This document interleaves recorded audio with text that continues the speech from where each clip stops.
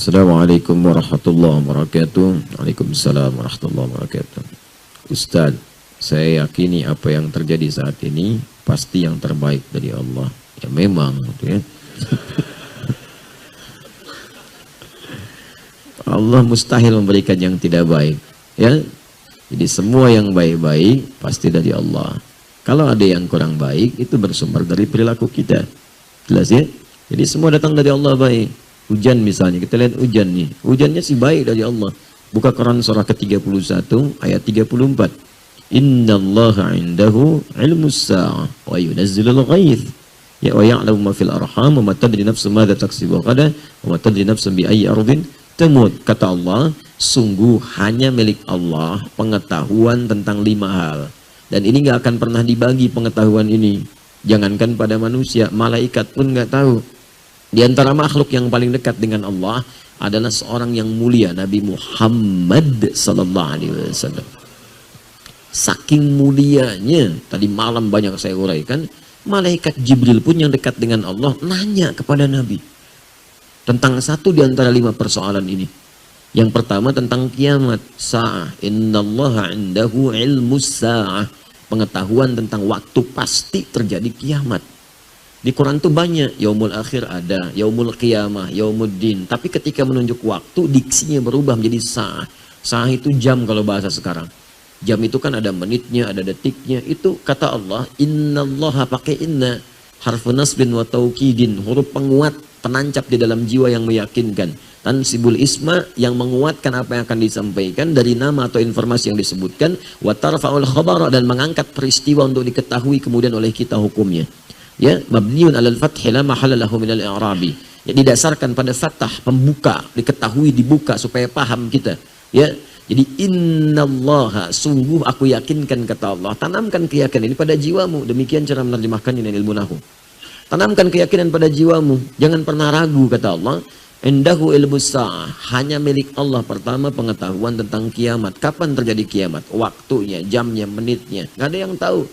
Ya, saking nggak ada yang tahu ya, pun malaikat pun yang paling dekat dengan Allah, malaikat Jibril, sampai disebut dengan Ruhul Amin, ya itu nggak tahu terjadinya, tapi uniknya nanya pada Nabi Muhammad. Tuh, jadi kemuliaan Nabi Muhammad sampai malaikat turun nanya sama Nabi. Itu diabadikan di hadis Muslim, nomor hadis yang ke-8. Lalu kemudian disampaikan kembali, dinukil oleh Al-Imam An-Nawawi dalam kitabnya Al-Arba'in itu, ya dari 42 hadis, nomor hadis yang kedua. Ya, tentang hadis Islam, iman dan ihsan itu. Ya, dan kalau kita bacakan cukup panjang. Ya, an Abi Hafsin Umar bin Khattab radhiyallahu taala anhu qala bainama nahnu julusun inda Rasulillah sallallahu alaihi wasallam ittala alaina rajulun shadidu bayadi thiyabi shadidu sawadi sa'ali la yura alaihi atharu safari wa la ya'rifu minna ahadun fajalasa ila an-nabi sallallahu alaihi wasallam. Ya, kemudian apa? Fa asnada rukbatayhi ila rukbatayhi wa dhaqa fa ila fakhidhihi fa qala ya Muhammadun akhbirni anil Islam. Faqala Rasulullah sallallahu alaihi wasallam, al-Islam an tashhadu an la ilaha illallah wa anna Muhammadar Rasulullah wa tuqima as-salat wa tu'ti az-zakat wa suma ramadhana wa tu'ti suma ramadan tahujjal baita istata'a ila sabila. Qala sadaqta.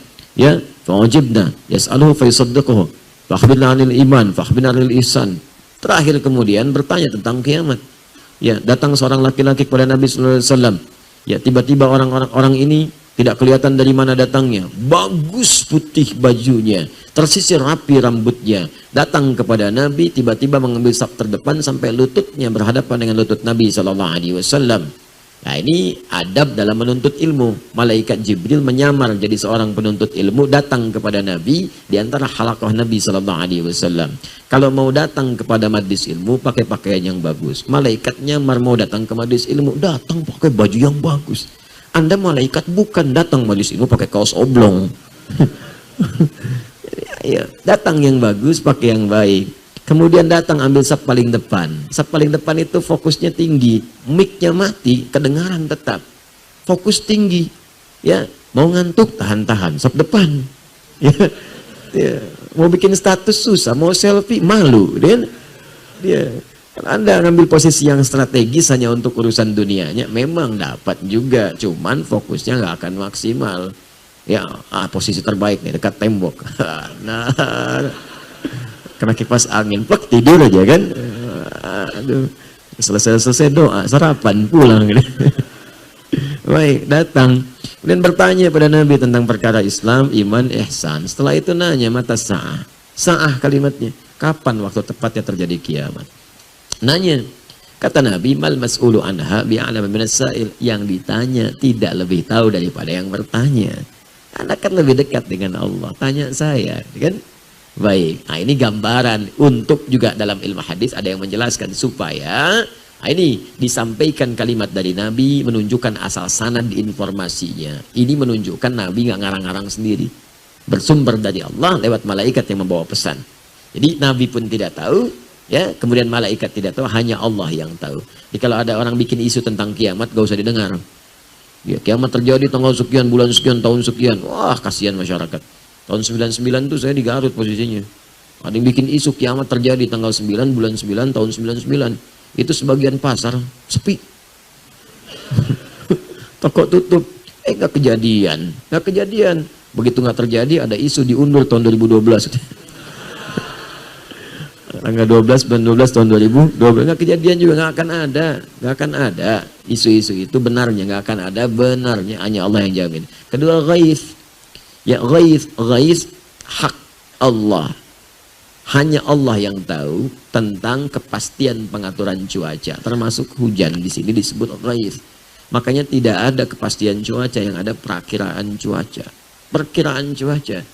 Karena itu diatur oleh Allah. Tapi yang paling menarik, pertama menggunakan kalimat yunazzil, bukan yunzil. Kalau yunzil, rata semua. Wa yunzilul ghaith, hujan semua. Begitu hujan, semuka bumi hujan, banjir jadi laut semua. Ya. Yunazzil bertahap, diatur. Ya, makanya unik hujan itu, Masya Allah. Sebelah sini hujan, sananya enggak. Ya, saya pernah di Tripoli waktu lagi jalan, hujan, gerak dikit, di sini enggak, sini hujan. Jadi kita tuh lihatin, ya Allah, Akbar. Allah, Masya Allah. Di sini enggak, situ hujan. Batas saja begini. Ini enggak, situ hujan. Ya, pernah ada kejadian tuh di salah satu di Indonesia, wilayah Depok. Di rumah dia aja yang hujan, yang lain enggak. Lihat begini aja, rumah dia hujan, yang lain enggak. Ya, ada pernah kejadian begitu. Ya, kemudian ada yang rintik-rintik, ada yang deras, ya, ada yang biasa-biasa. Tapi menggunakan ghaith. Ghaith itu segala yang mengandung manfaat. Kalau kita ingin meminta manfaatnya, tambahkan ista dalam ilmu nahwu. Jadi istighatha. Sifatnya disebut istighatha. Istighatha itu minta berbagai manfaat, kemuliaan-kemuliaan. Asalnya ghaith. Jadi kata Allah, saat saya turunkan dari langit, saya bukan turunkan banjir. Saya nggak turunkan kemudian bencana, bukan yang saya turunkan air. Airnya jernih, bagus. Kalau jadi banjir, ulah tangan manusia. Karena dia tidak mengatur salurannya dengan baik. Ada yang menghambat, ada yang macam-macam. Saluran air dibikin bangunan-bangunan. Saluran air ditutup. Ya, air apa salahnya? Ya, air itu kan cuma turun, menempati posisinya. Mengalir dari tempat yang tinggi ke tempat yang rendah. Mengisi itu, memberikan kesuburan tanah. Kering subur. Ya kan? Panas, kemarau, jadi tertutup lagi, kemudian indah lagi, tumbuh bunga-bunga dan sebagainya. Jadi kalau jadi banjir, jadi macam-macam, itu sesungguhnya kembali kepada tangan manusia. Termasuk semua ketetapan yang Allah turunkan kepada kita, itu semua isinya baik. Bahkan musibah pun yang kita lihat terasa kurang baik, baik. Bukankah di balik sakit ada istighfar? Sakitnya terlihat tidak menyenangkan. Tapi ketika Anda istighfar, sampai sakit dipaksa istighfar. Sehat gak bisa istighfar. Dipaksa sakit supaya istighfar. Bukankah dengan istighfar mengampuni dosa-dosa kita? Ya kan? Jadi selalu ada bagian dalam hidup itu yang menyelamatkan kita. Bahkan kata Allah, diberikan azab al-adna dunal azab al-akbar. Saya berikan petunjuk pada yang masih ngeyel itu dengan hukuman yang ringan saat di dunia. Dikasih dulu sedikit supaya sadar. Supaya dia ingat, jangan sampai pulang ke akhirat lebih banyak menderitanya. Makanya pelaku maksiat kadang-kadang mengalami musibah, mengalami bencana, supaya sadar bahwa perbuatan itu salah. Ya, ada orang terpikir berbuat maksiat, kepleset. Dikasih pleset oleh Allah supaya sadar, jangan melangkah ke sana. Ada yang bannya meletus tengah jalan. Ya kan? Mau berbuat maksiat, ya datang ke tempat maksiat, belum pernah bermaksiat, tiba-tiba kepleset, ban meletus. Ya, ada yang kemudian hatinya gelisah tak karuan. Ada yang tiba-tiba kedatangan tamu, ada yang mengingatkan. Itu supaya dicegah berbuat maksiat. Di semuanya baik yang datang dari Allah.